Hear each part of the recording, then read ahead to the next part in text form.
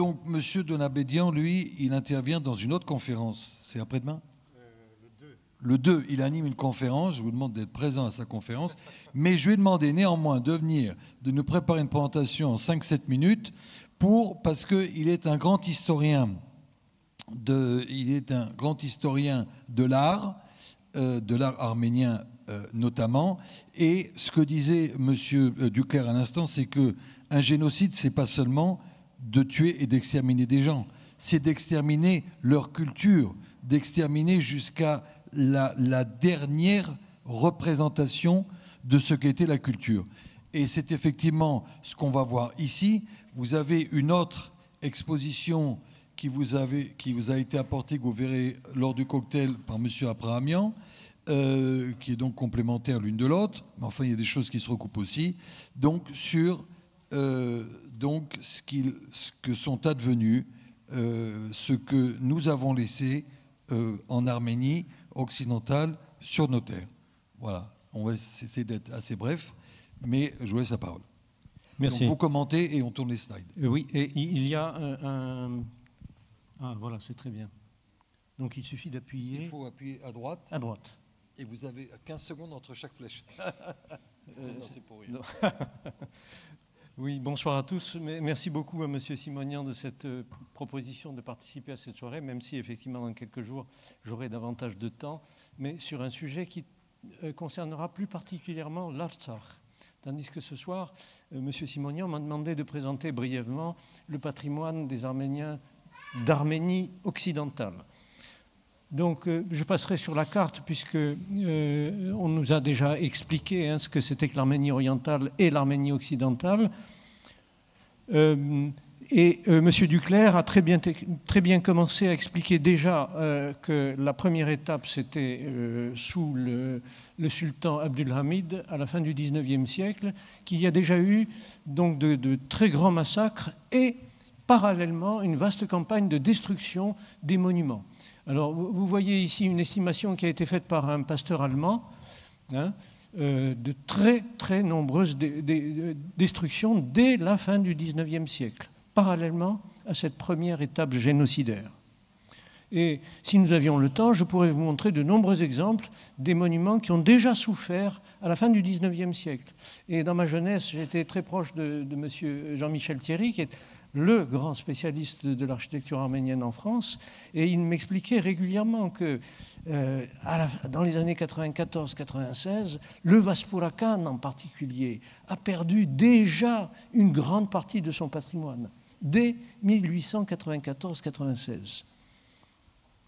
Et puis la deuxième étape, naturellement, c'est le génocide et les années qui ont suivi immédiatement. Monsieur Duclerc l'a bien rappelé, il s'agit non seulement d'exterminer les hommes, mais aussi d'effacer les traces de leur existence.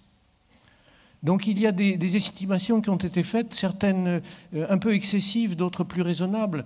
Je n'ai pas le temps d'entrer dans les détails, mais c'est une perte colossale qui s'est produite entre 15 et, disons, 22-23. Nous avons malheureusement très peu de preuves sur ce qui a véritablement été détruit dans ce laps de temps-là. Mais il y a quelques documents, comme par exemple celui-ci, vous voyez. Là, ce sont les Russes qui arrivent après le génocide. Là, il y aurait beaucoup à dire sur le rôle des Russes. Bon, mais ce n'est pas le sujet de ce soir. Donc les Russes reviennent sur les terres des Arméniens après le génocide. Et là, nous avons cette image qui nous montre des officiers russes qui observent une église arménienne détruite. Détruite là, elle venait d'être détruite, vous voyez. Donc ça, c'est une preuve très intéressante. Et puis alors, un grand nombre d'autres ensembles et monuments que je vous présente très, très rapidement, comme ça, avec simplement des images que nous allons faire défiler rapidement, puisque je sais que M. Simonian est pressé. Enfin, nous sommes pressés par le temps. Donc, vous voyez, ça, ce sont de très grands ensembles monastiques qui se trouvaient au Vaspurakan ou à proximité, donc dans l'Arménie occidentale, partie, si vous voulez, sud-ouest. d'immenses ensembles architecturaux dans lesquels il y avait aussi des biens immenses, n'est-ce pas, qui se trouvaient, manuscrits, objets d'art, objets rituels.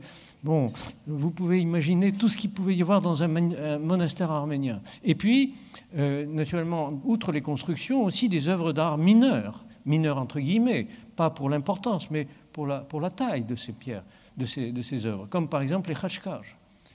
Nous savez, il est très facile de se faire une idée de ce qu'était la densité de la richesse patrimoniale de l'Arménie occidentale en comparant avec l'Arménie orientale. Lorsque vous allez en Arménie, vous ne pouvez pas faire un pas dans la montagne sans tomber sur un khachkar. Et on estime qu'il y en a environ 40-50 000 sur le minuscule territoire de la République actuelle d'Arménie. Donc, multipliez ça par un certain nombre de fois et vous aurez une image de la richesse qu'a dû posséder l'Arménie occidentale, ne serait-ce qu'en khachkar. Donc, encore quelques images de monuments très importants qui ont disparu ou qui ont presque entièrement été détruits et des richesses qu'ils pouvaient contenir. Et naturellement, si nous avions le temps, nous pourrions évoquer aussi non pas seulement les pertes dans le domaine du bâti cultuel, mais aussi du bâti civil, des biens privés, des biens communautaires, mais nous n'avons pas le temps d'évoquer tous ces détails.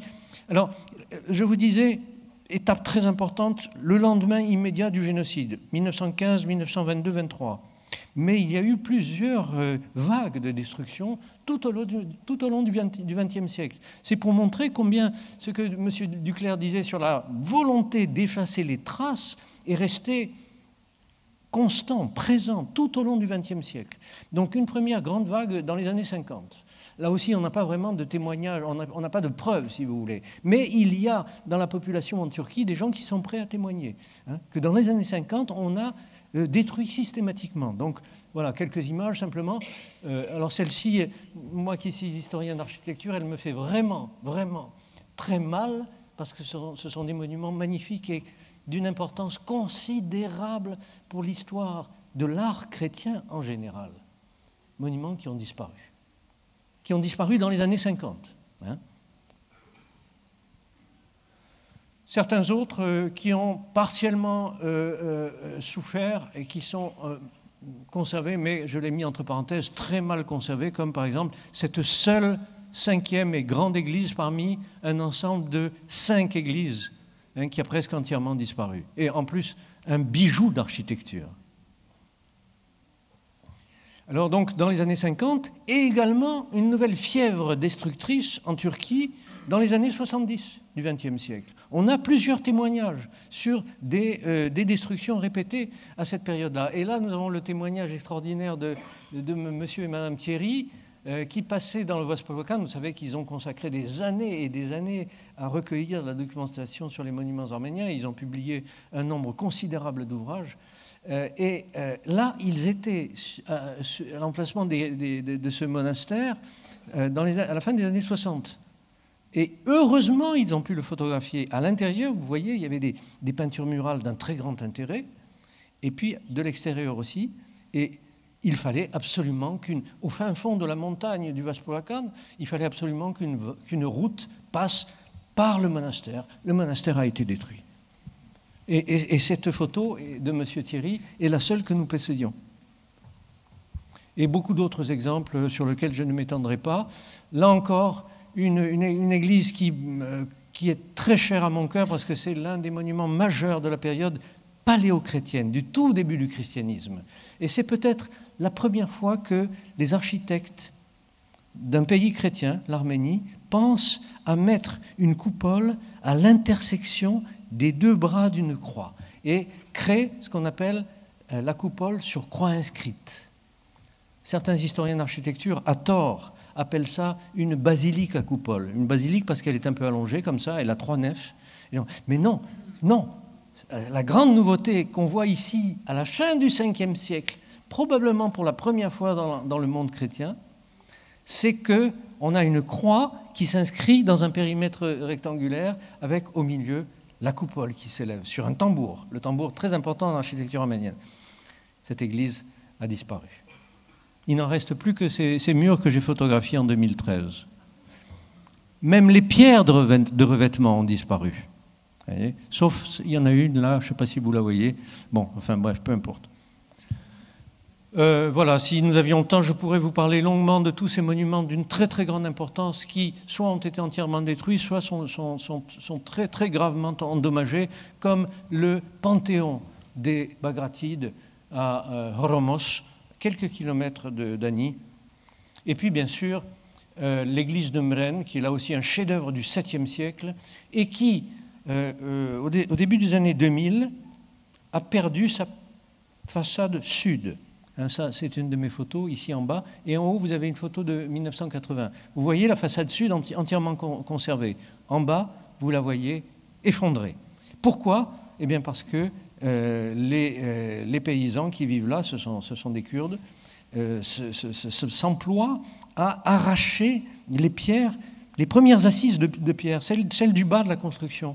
Alors évidemment, quand vous avez enlevé toutes les premières pierres d'en bas, eh bien, la façade s'effondre.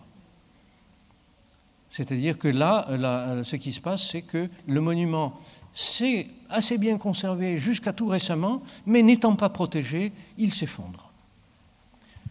Il y a quelques cas où les monuments sont assez bien conservés, très peu, hein, si vous m'accordez encore quelques minutes. Très souvent, dans les rares cas où on a ces exemples, lorsqu'une église est transformée en mosquée, elle se conserve. Voilà. Oui, enfin, c'est mieux que de la détruire. C'est mieux. À Kars, quand j'ai visité la dernière fois que j'ai visité cette église, j'ai eu un entretien très sympathique avec l'imam, hein, et on a discuté, on a commenté tout ça, et il était conscient, et il savait que c'était une église arménienne. Et il était aussi très content de posséder, enfin, de pouvoir se servir de ce magnifique bâtiment du Xe siècle. Il y a eu, dans ces 20-30 dernières années, des évolutions positives en Turquie que l'honnêteté exige de mettre en lumière. L'une d'entre elles est très importante, c'est qu'il y a eu une prise de conscience dans la population des provinces de la valeur de leur patrimoine, que ce soit des gens d'origine arménienne ou que ce soit des Turcs honnêtes, des Turcs simplement intéressés par leur patrimoine.